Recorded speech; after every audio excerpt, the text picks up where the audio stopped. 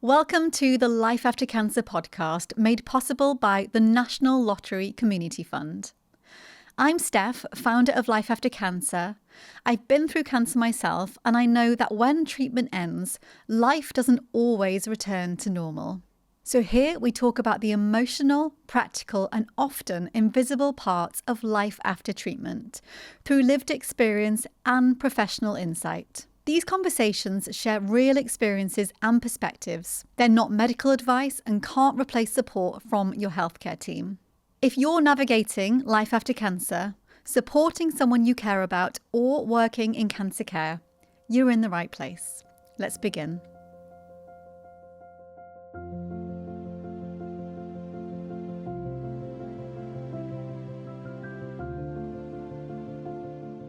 Today, I'm joined by Alison, a member of our Life After Cancer community. She was diagnosed with breast cancer in 2017 at the age of 47, and she had surgery, chemotherapy and radiotherapy, and she's now 8 years post-treatment, and she works as a life coach and grief specialist. There's a moment in this conversation where Alison says, post-treatment is overwhelming, but we think it's when the calm sea should come. And that line really stayed with me because there's this quiet assumption that everything should settle post-treatment. But for many people, that's when the reality of it all begins to land. So in this episode, we talk honestly about what recovery really looks like. We explore returning to work, cognitive changes often called chemo brain, menopause and our body image. We speak about anxiety and trying to snatch pieces of control, as Alison says, and the identity shift that can quietly unfold after treatment ends. And as Alison reflects later on, if you're open to it, cancer can bring amazing wisdom. Here's my conversation with her. Alison, thank you so much for being here today. How are you doing today? Really good. Great to be here. Thanks, Steph. Wonderful. Welcome. So if you think back to the time very early on, what did you expect life after treatment to be, and what was the reality?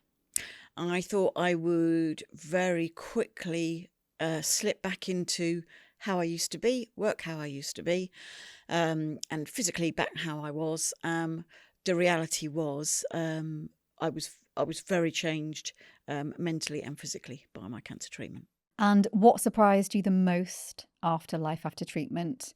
Maybe something good or something challenging? Yeah, so, well, a couple there. So in terms of the challenging was actually the emotional and mental recovery starts after the physical treatment ends, which really shocked me. And then I think in terms of the positive is I gained a whole new group of friends, my cancer tribe, and opened up a load of opportunities which I wouldn't have had if I hadn't gone through cancer. And tell me some more about those opportunities. What did it open up for you? Yeah, so things like being able to step back from life a bit and think about, well, what do I want to do with my life now? I think once you've faced your mortality, that really can be a wake-up call, and you can think, oh, okay. Then as well, just how amazing some people were. The support I got from people, existing friends and colleagues, but also new people that I met, and the opportunities that opened up in terms of friendships, relationships, great things that we would do afterwards. And then it also opened up thinking about my work. And actually, I did change my profession completely after cancer. It took a few years, but I did change my profession. Thank you.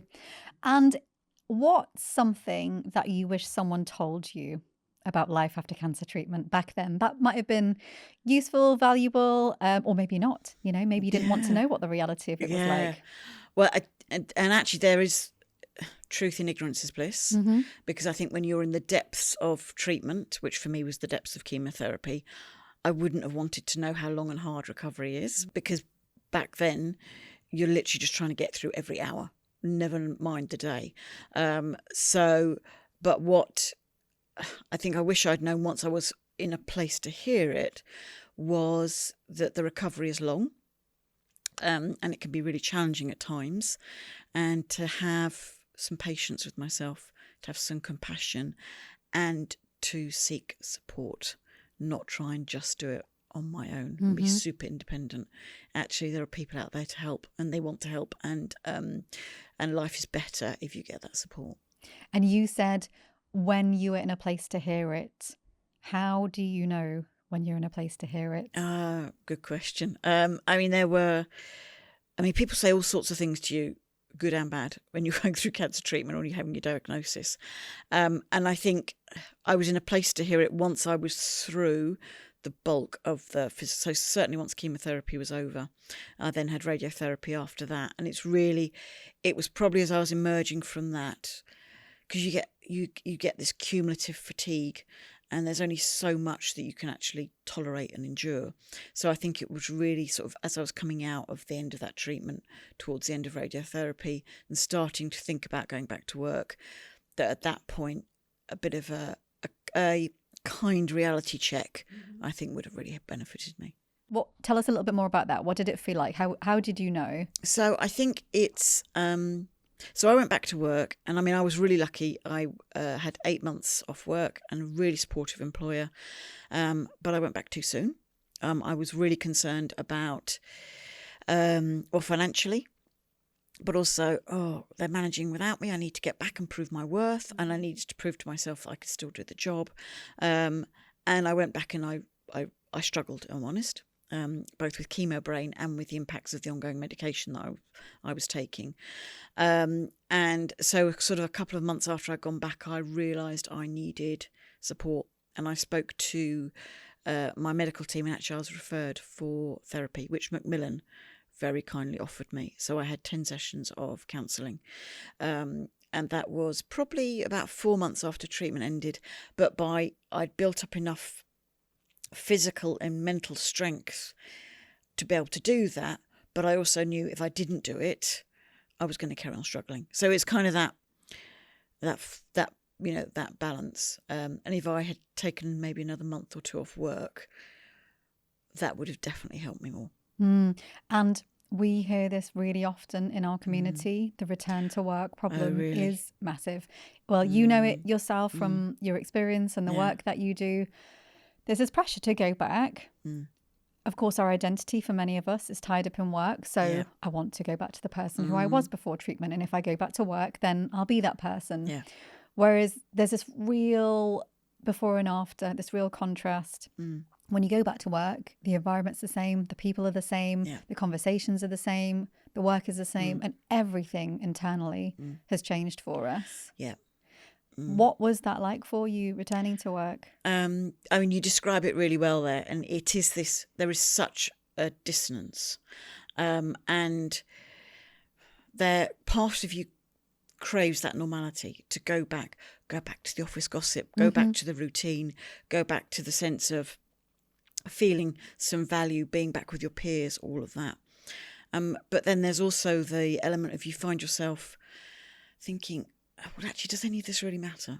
I've just faced my mortality. I've just gone through the worst experience of my life. And now I'm just at work thinking, well, what's the point of this? 100%. And someone's moaning about the photocopier not working, and you think, I have no energy to entertain this conversation. I can't even care about that.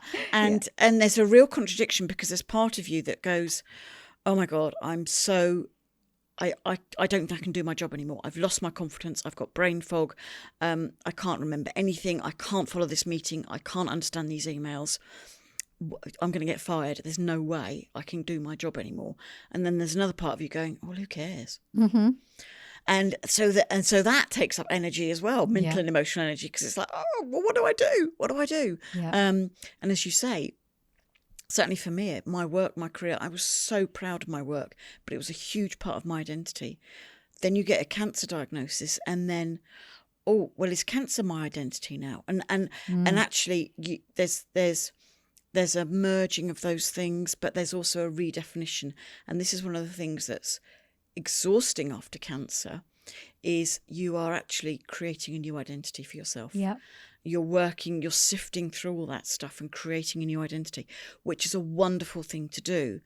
But it's also quite exhausting as well, as you're just trying to get through day-to-day life. Yeah. And like you said, there are also the practical reasons we have to go back to work. We need the money. We've got bills to pay. Yeah. like you said, sometimes having that routine is really helpful for us. Yeah. You touched on the cognitive changes earlier. Mm. I would love to know from you, what has that been like for you, living with those cognitive changes? Some people call it chemo brain, but of course it doesn't just come from chemo. Yeah. Tell me more about that. So, chemo brain is something I'd never even heard of before I had cancer. I mean, most things you've never heard of until you've actually had a diagnosis, gone through it all. And chemo brain for me meant brain fog in terms of just, it was really hard to get clarity. Memory is really poor, not being able to find words, finding things really difficult to understand. I mean, it took me a long time to be able to read a book again, which sounds like, really? It took me a long time to be able to read a book again, actually to be able to concentrate. And then one of the challenges I found, particularly once I'd gone back to work, was, the chemo brain starts, you think, well, this is going to start to alleviate, start to get better. And it wasn't. And there came a point where I realised, actually, this is a permanent change to my cognitive function. And part of that is because I'm on ongoing medication, which again was something I didn't realise pre-diagnosis. So I was on tamoxifen for 5 years. I'm now on a drug called letrozole, which is given to people that have had breast cancer. And part of that is because effectively it keeps you in that postmenopausal state. So chemo brain then becomes kind of menopausal brain. And that actually was a really challenging time when I realised, oh, this is me now. There was chemo brain, which when it was most severe, that started to alleviate. But then there was a point of, oh, this is how my brain is now. So actually, and I think two of the most upsetting symptoms for me, one is the hot flushes. I'm having one now, and I've learned to manage them, but you get waves of nausea with it, and it can be really distracting. You feel so self-conscious, particularly if you have a sweaty one. But the other one is anxiety. So I can get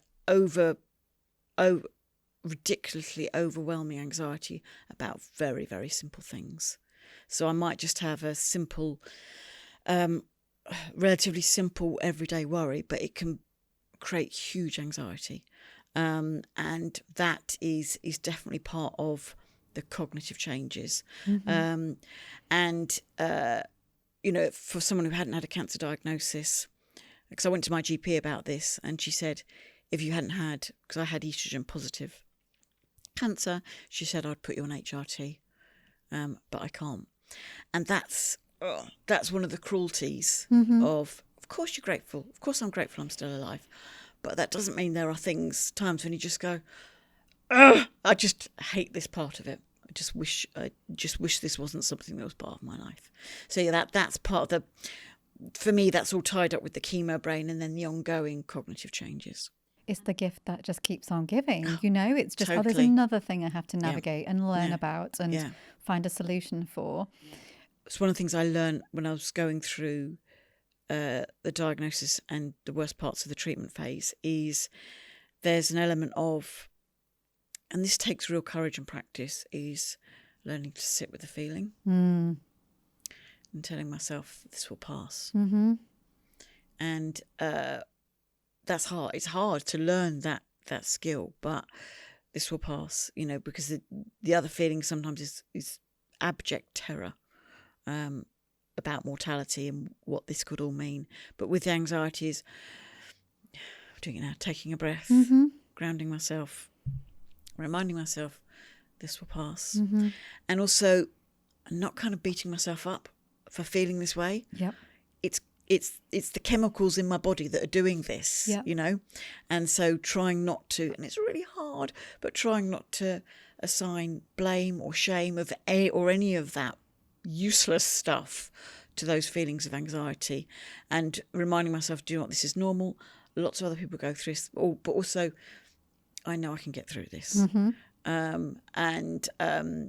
So that does help in the moment.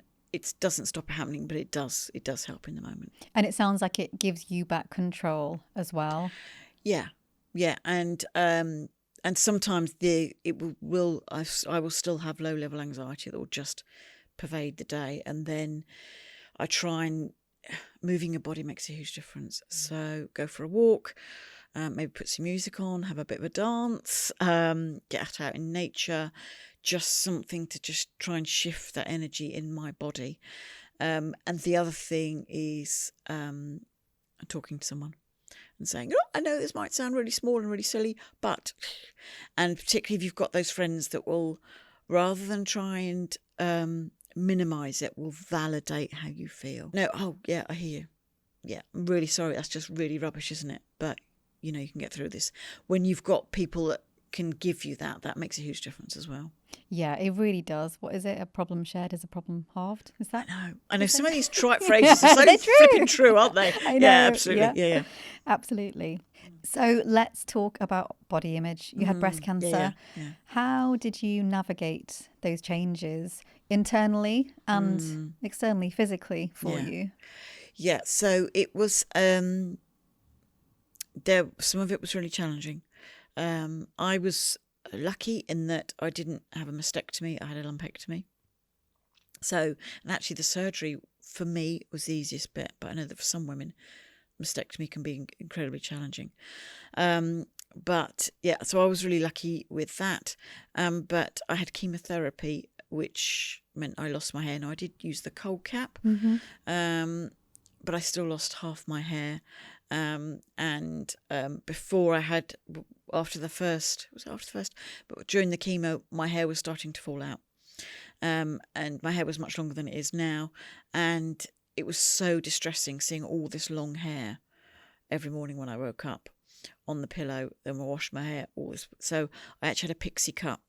So then it would just minimise and felt like taking a bit of control over these changes. I had this bald patch on the top of my head. And I also, and this is something else I didn't know about chemo, because you see, when it's in movies or whatever, they still look beautiful. They've just got a bald head. Well, in reality, you lose your eyebrows and your eyelashes, and that makes such a difference to how your face looks. You lose your nasal hair, so then you can't eat your curry or your hot food because your nose just drips everywhere.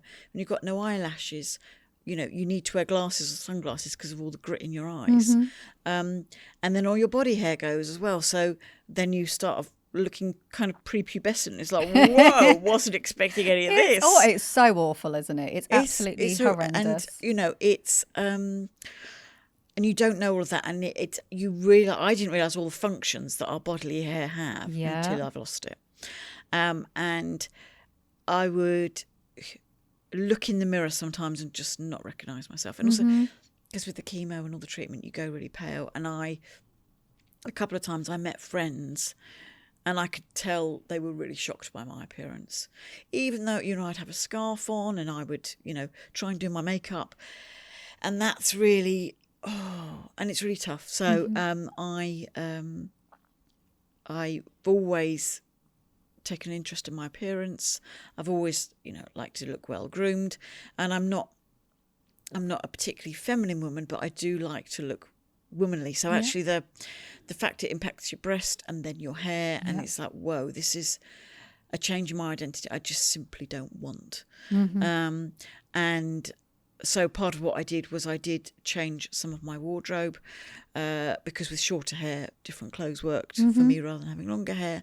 And again, we're often trying to snatch pieces of control when you're going through this whole process. It's like, well, at least because I've got no control over actually what's happening to the cancer in my body, but I can control these little bits. So, and it does really help. You feel a bit more, you get a bit of your agency back, you feel a bit more empowered.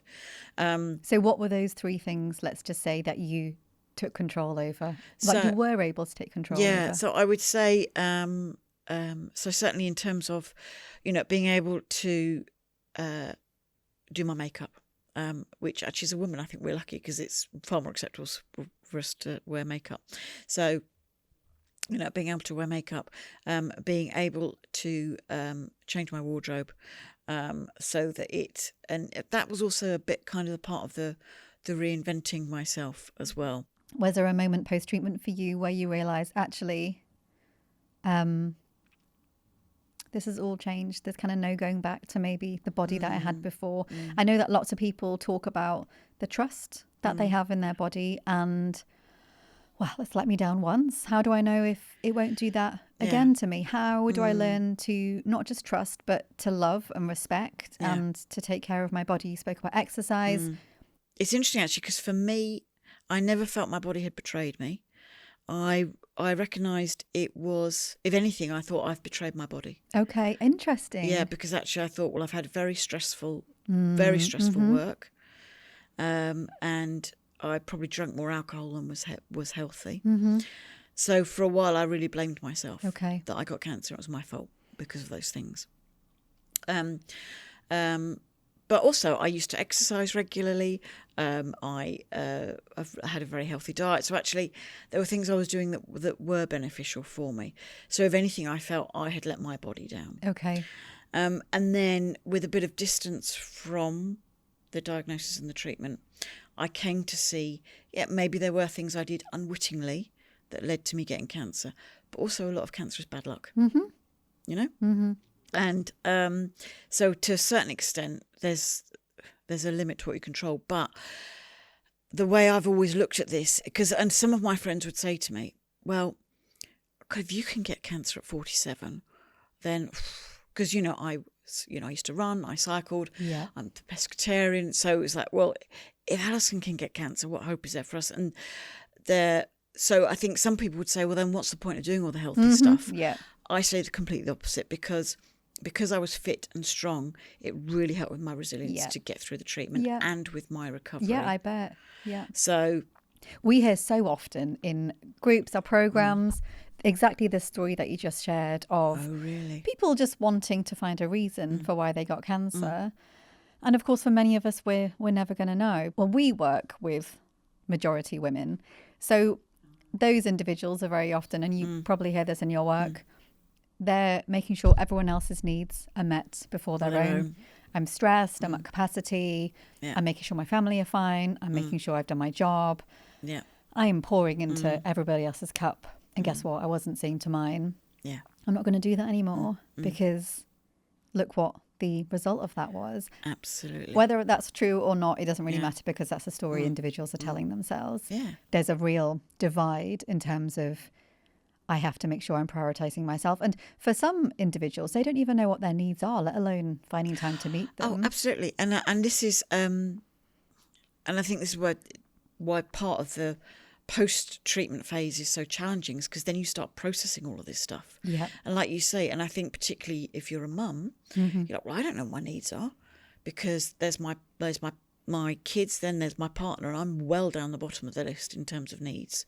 And I think also, just to say on that, if you don't have children too, you might be caring for other people. It might be parents. You might be just pouring your whole world into work. You might be going, okay, well, lots of my other friends have children and I'm supporting with them, or I'm ensuring my friends are all good. I just think there's just, the list is long, isn't it, in terms of how we can be ensuring everyone else is fine except for ourselves. And, I'm not saying go and spend 7 days a week just sitting in the spa. No. This is just, I want to go for a 20-minute walk around the block and have a coffee outside in the sun. Yeah. These aren't huge asks. No, exactly. They're not massive shifts, absolutely. But it's I think the first thing is just bringing an awareness to, well, what even are my needs?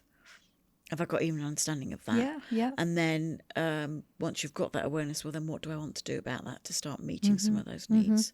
And I think one of the driving motivations for me was, if my cancer ever comes back, I want to be able to look back at my decisions and be comfortable with the decisions that I made. Yeah, yeah. So, and then that's around, well, actually, how do I support, in terms of, we're talking about body, in terms of how do I support my body? So actually, how do I want to eat? How do I want to exercise? What do I want my work time, my leisure time to look like? So if my cancer ever comes back, one, I'm in the best place I can be to deal with the treatment, but also I don't look back with and go, oh, yeah, I wish I hadn't done. I mean, regret's pointless anyway.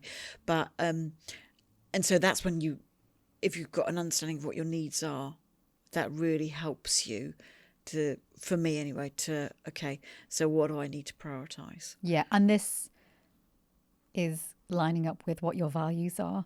Yeah. which I think many of us don't know. If we went on the street Yeah. and just pulled in someone right now and said, what are your top 3 values? Yeah. They probably don't know what they are, Yeah. whether you've had cancer or not. Whereas if you look at an organization or a business, then how are they working? They're going, okay, you know, we've got a little guide. We know what our top 3 values are. We make decisions based on these. Absolutely. But for so many of us, you know, it's our compass. It helps Yeah, totally. help decide what we want to be spending our time in that week. Yeah. No, exactly. No, and actually, and if we treat ourselves like a corporation or organisation, actually, okay, so what's my mission statement?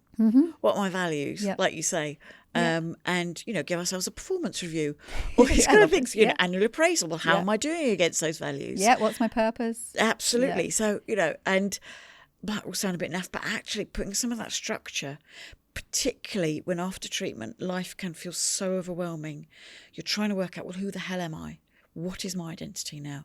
How am I going to live my life? Absolutely. How do I make these changes? What support do I need? What resources do I need? Have I got the right people in my life to help me with this? Yeah. And then start breaking it down because it is, I think one of the challenges about post-treatment is how overwhelming it is when actually we think it's supposed to be, that's when the calm sea comes, and it doesn't. Yeah, I completely agree. And also just saying that all of that requires you to really roll your sleeves up and do the work. It's hard work. Yeah, like we see in our programs and our coaching workshops is that, isn't it? You show up and you have to do the work. Yeah. The coaching work does require you to really sit with some of those uncomfortable thoughts or think, actually, I've not been living life or doing life in the way that maybe I could have been doing. And maybe that relationship isn't really in line with who I am now. Or maybe me not, you know, taking care of my body 3 days a week. That doesn't really work for me. Yeah. And it really is kind of readdressing that. Yeah. And they don't necessarily have to be really big shifts, because actually your conclusion might be, do you know what, 90% of my life I'm really happy with. I'm so happy with it, but there's just 10% that I want to make some changes in. Yeah. Or it might be that, well, actually, I can't change my job. I need, or whatever it might be. Maybe I can't move home, and there might be a circumstance you simply can't change. So then what do I do to build around that to make me okay with that? Alison, just to kind of end on the body conversation, I know we've gone off piece and I could talk with you for hours about this. How do you feel in your body now?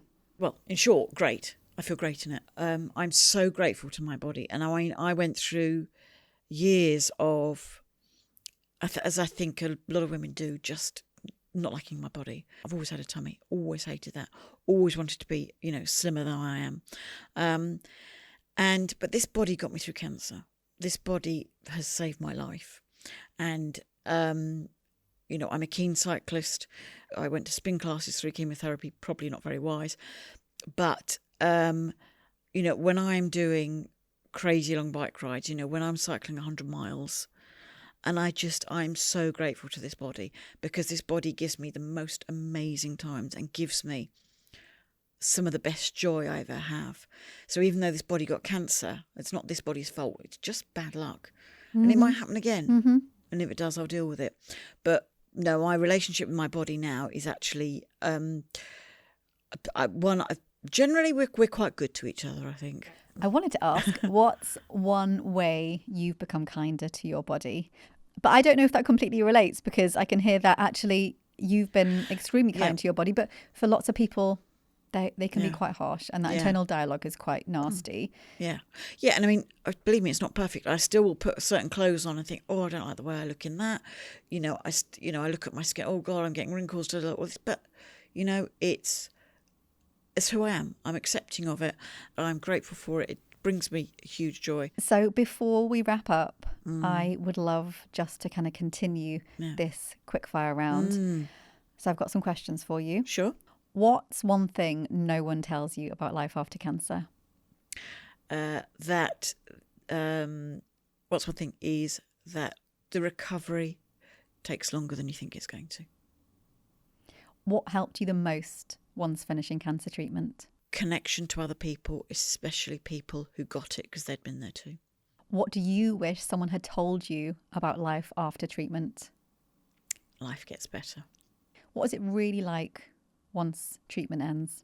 It's a bit like jumping off the edge of a cliff there and not knowing actually where you're going. And then suddenly realising, actually, I've got a parachute. I can have a soft, safe landing, but then I've still got a journey to carry on. Oh, I love that. You're I don't know where that came from. This is probably my favourite because we've heard all the stories. What's something someone said to you after cancer treatment that wasn't very helpful? You'll be like, Kylie, you'll get over it. You'll be just fine. Excellent. What could have they maybe said instead? Oh, do you know, I'm so sorry. This is really tough. How can I help you?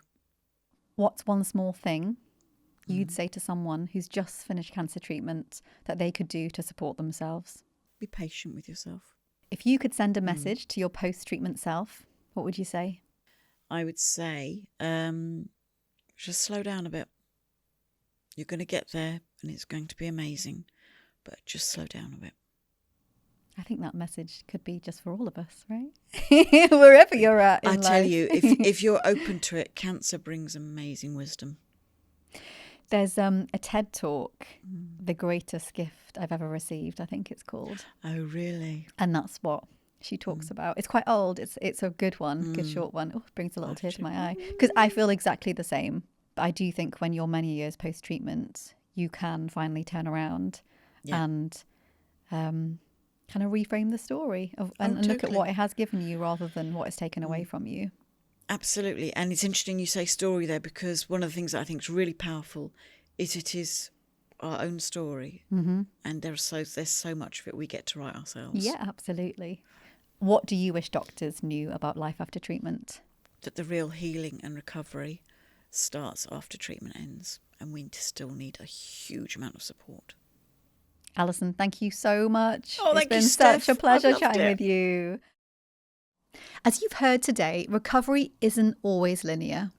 Many of the experiences we've talked about are common after treatment, even if they're rarely spoken about openly. We've added ideas and resources from this conversation to the show notes if you'd like to revisit them later on. And before you go, I'll leave you with one gentle question to reflect on this week. What's one small, kind thing you could do for yourself that supports how you want to live after treatment? Thank you for listening. If you'd like support or community, you can find free online workshops, expert sessions, peer groups, and our 6-week program at life-aftercancer.co.uk. If this episode was helpful, you can follow the podcast or leave a review. It really helps others find these conversations. And support information is always available in the show notes. Take care, and we'll see you next time.